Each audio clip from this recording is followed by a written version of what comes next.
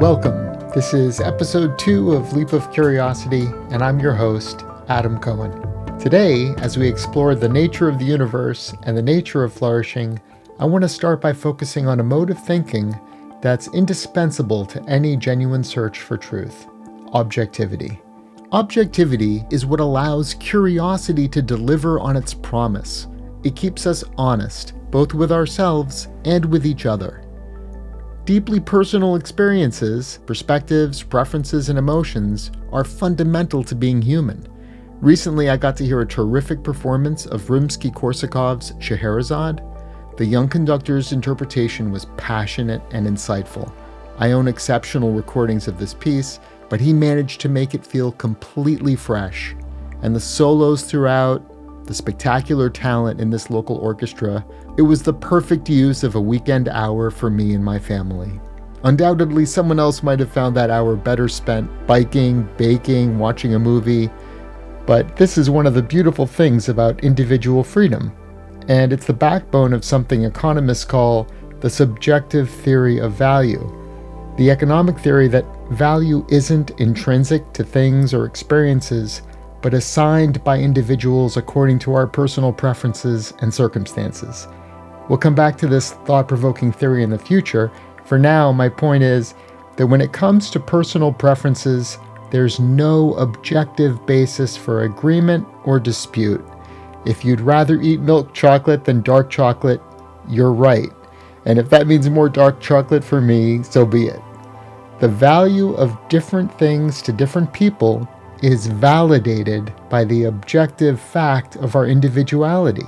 It's the objective nature of humanity that makes our subjective experiences possible. Truthful understanding isn't validated by personal preference, but by our ability to set aside assumptions, ambitions, biases, desires, and fantasies, and align our thinking with logic and reality. When what we call truth is merely what we wish were so or feel must be right, then facts become counterfeit and logic a fraud. Personal prejudices are rarely more dangerous than when disguised as truth claims. Objectivity is how we protect ourselves from becoming prejudiced against reason itself. A crucible is a container used in a foundry for melting and refining metals at extreme temperatures, up to 3,000 degrees Celsius. The heat incinerates contaminants and separates out unwanted material for removal, leaving only what is strong and pure. The millions of interconnected semiconductors and microelectronics involved in making this content instantaneously accessible to you almost anywhere in the world require 99.9999% purified silicon, gallium arsenide, and rare earth metals to avoid microscopic defects that would scuttle the whole endeavor. Actively confronting assumptions, biases, and contradictions can be uncomfortable. Finding more accurate sources and more supportive data can be inconvenient. But curiosity without objectivity would be as preposterous as a compass that always points where you want it to, instead of where north truly is. Objectivity is the crucible of truthful understanding. Human flourishing is a real phenomenon, like gravity, light, or germ theory. To understand its foundations and its enemies, curiosity must be paired with objectivity. And I thought it was important to point that out at the outset of this series. You would no more skip the step of purifying the metals that make life-enhancing technologies possible than you would intentionally skip objectivity in a truth-seeking process that demands integrity. What if curiosity were your true north? What if you were always curious? What if curiosity were your mindset, your central operative frame of reference for introspection and for interacting with the world? What if you believed in curiosity? What if being curious and following the facts where they lead meant more to you than any specific political or economic or philosophical position? What if it meant more to you than identifying with a political party or political personality? Curiosity as a mindset is a disciplined, energetic, and sustained devotion to being objective to examining claims carefully, including our own assumptions, to patiently testing hypotheses so that you are, throughout your life, building clearer, more precise, logical, and verifiable understandings. We are describing human nature when we refer to an individual's freedom to choose to think. When we introduce morality and say a person should be free to think, we are saying a person has a moral right to be human, a right that originates with accurately identifying human nature. Our choosing and thinking nature is, at its core, compatible with rational and scientific inquiry. And in the ongoing story of human civilization, the inquiring mind has lit the path from cave dwelling to space stations, from societies based on might makes right to those based on individual liberty, from the static hierarchies of superstition to the dynamic, multidisciplinary productivity of science. Human choices and thoughts generate a unique phenomenon in the universe. Like everything else, we are subject to causes and effects governed by the fundamental forces of nature. Unlike everything else, we humans think and act for reasons. Our reasoning minds make possible things that would not exist otherwise. Humans act for reasons. Some reasons are better than others. A curious person will figure out which are which. Whether it's understanding the composition of matter, the origins of life, the formation of planets and stars, the ideal values and rules to live by, curiosity is the fountainhead of progress in these and all other domains. This is ordinary matter. Curious people have figured out that stuff composed of protons, neutrons, and electrons makes up 5% of the universe. Currently, the observable universe is approximately 93 billion light-years in diameter, and expanding. The vastness of the universe is mostly a void, perforated by coalescences of matter where life is either impossible or highly unlikely. On Venus, which is 2 light minutes closer to the Sun, the surface temperature is hot enough to melt lead. And on Mars, which averages about 50% farther from the Sun than the Earth, the average surface temperature is 80 degrees below zero. The Earth orbits the Sun in a Goldilocks zone, about 93 million miles from the Sun, close enough to facilitate liquid water, a superb medium for the chemical interactions that underpin life. Thanks to a lucky tilt and a well-timed spin, Earth's orbit of the Sun results in seasons, not chaos, not monotony, evidently the right amount of steady change to push life to adapt, evolve, and explode into the dazzling variety of ecosystems we see today. Still, even on Earth, life occupies precious little space. For example, humans live on about 14.5% of Earth's crust, a layer we share with all other life forms. As it relates to the volume of Earth, the crust is proportionally half as thick as an eggshell relative to its interior. Among all life forms, sentient life is rarer still. Humans represent less than 1% of all life on Earth.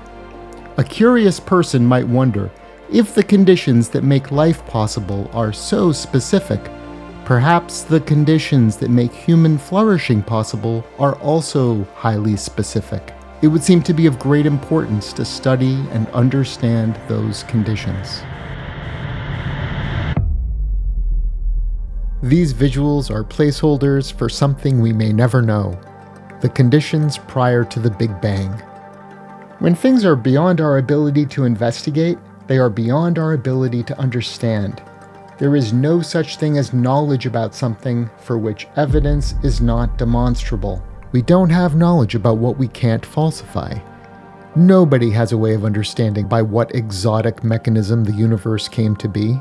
It's fun to speculate about our universe emerging, maybe in an alien lab attempting to create life, perhaps in one test tube in a tray amidst dozens. And there are surely amazing stories to be concocted about this irresistible mystery. Where does existence come from? As a matter of logic, the idea of something coming from nothing makes no sense. I've heard people equate quantum vacuums to nothing and then claim phenomena within them to explain how the Big Bang happened. To which I reply, phenomena are undeniably something. A fluctuating field filled with virtual particles momentarily popping in and out of existence, that's not nothing. Until we figure out how to investigate them, the universe's origins will remain a mystery, like a cat's dreams. The engine of human progress is curiosity, the pursuit of truthful understandings based on objective evidence. This matters most when we evaluate competing, often contradictory claims about what is true, especially as we seek to understand what makes human flourishing possible. It's hard not to imagine the Big Bang as a bright burst of light, but at that moment, an unfathomably hot and dense plasma of electrons, protons, and photons made light transmission impossible. The period after the Big Bang, and before light was possible, is fittingly known as the Cosmic Dark Ages. The Enlightenment was born in the dark as well, starting around 1689, with seminal publications by Isaac Newton and John Locke, heralding its promise of rational discourse and humanist ideals. I really hope you'll let this chart sink in. The lines cutting across all those thousands of years can't possibly do justice to the untold tales of millions of people enduring multi-generational stagnation. The vast majority of people for most of human history have endured agonizing difficulties during lives cut short by chronic malnutrition, famines, untreatable diseases, the unavailability of treatments for bacterial infections, and the ubiquity of violence.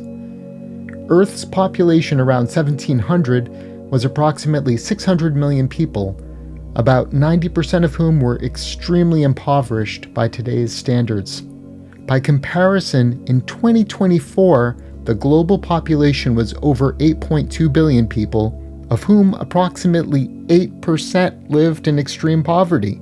Reason and the scientific method are up to the job of identifying and understanding everything that causes, prolongs, reverses, and eliminates poverty, suffering, and stagnation. If the history of civilization is a history of problem solving, and the Enlightenment supercharged the rate and scope of innovation, it nonetheless remains the case that the established, superstitious, and authoritarian ideas and systems it refuted were not entirely overthrown. Obsolete though they may be, they persist to this day. Let's take another look at our chart, zoomed in this time on the most recent 300 years, and I'm also going to add another factor, freedom per capita. For my purposes here, I referenced Freedom House's February 2025 report. Freedom House only started gathering data in 1973, after which they recorded a general rise in global freedom, culminating with the fall of the Soviet Union and adoption of freedom-favoring policies by the societies no longer under its control. They claim freedom has plateaued over the last 19 years, with approximately 20% of the world's current population living in free societies. My freedom per capita line is a work in progress, but it's a fact that there was never a statistically significant number of free human beings to measure until the Enlightenment. Putting all of this in perspective, it appears we are still quite close to the beginning of the era of curiosity and the freedom to act on it. All of the time and energy consumed by superstition, tribalism, authoritarianism, the opportunity cost of so much unnecessary ignorance and conflict will eventually cease. And what will the world look like then? Given the flourishing made possible by approximately 1/5 of humanity being free, things will surely be better than any of us would ever believe. Consider that modest increases in freedom have already exponentially improved our lives, and even the lives of people in unfree countries. It took thousands upon thousands of years for humanity to reach a total of 100 million people, nearly all of whom were extremely poor.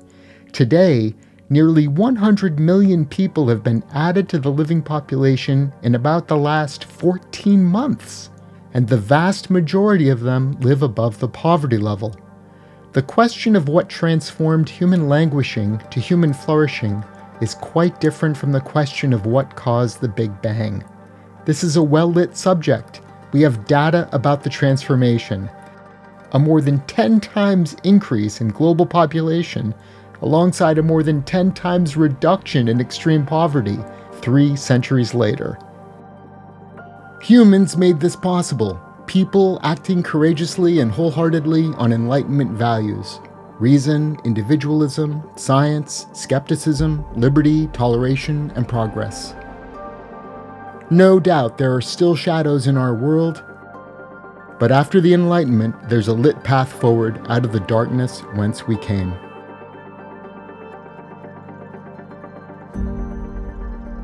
As the universe cooled enough for free protons and electrons to combine and form hydrogen atoms, the number of free electrons that could scatter photons decreased, and light was able to travel freely through space for the first time. About 60 years ago, Arno Penzias and Robert Wilson, scientists working at Bell Laboratories, detected this phenomenon, the cosmic microwave background radiation, which represents the residual heat from the Big Bang, cooled and stretched due to the expansion of space, an integral clue about the origins of the universe. But this was not starlight. That would have to wait for a few 100 million years until the epoch scientists call the cosmic dawn, with gravity clumping together masses of hydrogen and helium until they ignited to form the first stars, far more massive than our sun, and comparatively short-lived. As they ran out of hydrogen and helium to fuse, these stars began to collapse under their own gravity, creating the extraordinary pressure and temperature conditions necessary for nucleosynthesis, the process which eventually forges all of the naturally occurring elements. The most abundant element is hydrogen, which means water forming. 70% to 90% of the mass of a single living cell is water, and about 60% of the mass of an adult human is water. Hydrogen and oxygen and 9 other naturally occurring elements make up about 99% of the human body. They would be manufactured in stars and exploded into the interstellar medium over billions and billions of years. These and other heavier elements formed new stars and planetary systems, and eventually Earth. Life has existed on our 4,540,000,000-year-old planet since at least 3,500,000,000 years ago, the earliest time for which we have direct evidence of fossilized microorganisms. It takes about 230 million years for our solar system to orbit the center of our galaxy. So in those terms, it's about 20 galactic years old. Homo sapiens have been around for about 300,000 years, 1/10% of a single galactic orbit. By comparison, dinosaurs ruled the Earth for 72% of one such orbit, before they were wiped out, without intent or malice, by a large rock on a coincidental intercept course with Earth. Humanity's 5,200-year recorded history constitutes about 1/10,000th of 1% of the history of all life on Earth. We haven't been around for long, but it is precisely for as long as humans have existed that the universe has been more than the sum of its parts, more than a series of meaningless causes and effects. The Big Bang moment for meaning in the universe is the evolution of curious life forms. My son, you were born on the planet Earth in New York City about 10 years into the 21st century. This is the best possible time to be alive in human history. You have only ever known a world of plenty, of extraordinary industrial efficiency and technological advances, of clean water and affordable, nutritious food, of abundant and affordable energy, of global trade and travel, of virtually unlimited access to all of the scientific knowledge, art, literature, movies, and music ever produced. Human progress is conditional. If it were inevitable, then you could afford to be complacent about it. But like the capacities of your mind, which you only benefit from by choosing to exercise them, the existence of a free society within which curious people can work their wonders depends on all of us, or at least most of us who value it, to defend and invigorate it. It is one of the most peculiar imbecilities of our time that even in the face of explosive growth in human accomplishment and unprecedented reductions in human misery after the Enlightenment, there are nonetheless people in this world stubbornly antagonistic to curiosity, to critical thinking, and to human freedom. The very things that we need to double down on to elevate more and more of humanity. But that's a topic for other videos. I'll wrap up this one by noting my personal favorite downstream result of curiosity, romantic love, and you. Son, you know where babies come from, the incredible processes of biological sex. But I want you to know that you exist because of a choice your mom and I made. A choice born in our love of one another, a love with reasons all its own, out of which grew questions that could only be answered by the choice to have a baby. Being a husband and dad is my favorite thing about being alive, and curiosity has everything to do with it. I trust someday you'll know what I mean.